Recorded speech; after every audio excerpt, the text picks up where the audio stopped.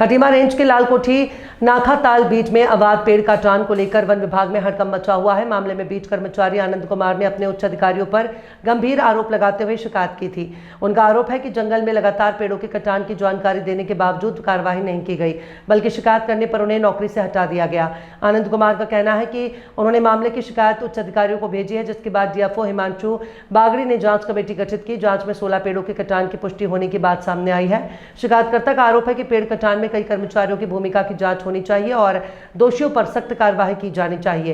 यही मामले में सवाल भी उठ रहा है कि अगर जंगल में इतना बड़ा कटान हो रहा था तो जिम्मेदार अधिकारियों को इसकी जानकारी क्यों नहीं हुई। आनंद कुमार के ईमानदारी से जानकारी देने का सिला मिला, उसे नौकरी से हाथ धोना पड़ा। अब देखना यह होगा कि वन विभाग की जांच और कार्रवाई पर सभी की नजरें टिकी हुई हैं। द्वारा शिकायत डीएफओ साहब को शिकायत पत्र लिखा गया था कि नगाताल के वनकर्मी द्वारा मिली भगत से नेपाल को अवैध लकड़ी की तस्करी की जा रही है। इसकी शिकायत हमने डीएफओ साहब को लिखी थी, जिसमें डीएफओ साहब के आदेश अनुसार कॉमिंग जांच की गई है। कॉमिंग जांच में सब कुछ सच्चाई पूरी पाई गई है जो शिकायत पत्र में लिखी गई थी। और इसके बावजूद हमको बुलाया गया खटीमा में, रेंजर साहब के सामने, दरोगा जी के सामने बयान लिए गए।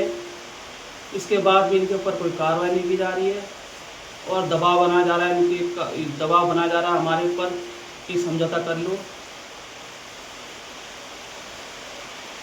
मुझे समझौता नहीं करना, मुझे कार्रवाई चाहिए।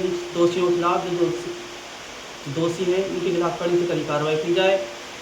और मुझे अकेले अगर बाहर अंदर जाने में मुझे दिक्कत है, क्योंकि मैं सुनने में आया कि कुछ वाचरों की मीटिंग हुई थी। कोई वाचर कहता है कि इसको पीटते या मारते, इसका मोबाइल नदी में फेंक देते तो सबूत खत्म हो जाते।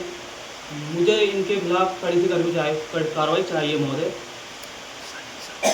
विशाल कुमार जो हैं, इनका कहना ये था कि हम तो ऊपर तक देते हैं, तुम जियो के पास जाओ, धन जी के पास जाओ, कोई हमारा कुछ नहीं होगा। देखिए, नेपाल बॉर्डर पे हमारे खटीमा वन क्षेत्र का आरक्षित वन है, जहाँ पर कुछ शिकायतें प्राप्त हुई थी कि कुछ पेड़ वहाँ पर कटे गए, जिसकी सूचना जो संबंधित जो फील्ड के स्टाफ द्वारा रेंजर को और हमें नहीं दी गई थी। तो उसी के दृष्टिगत पेड़ कटने के बाद भी सूचना न देने के कारण से ऐसा मतलब लापरवाही उनके द्वारा की गई है।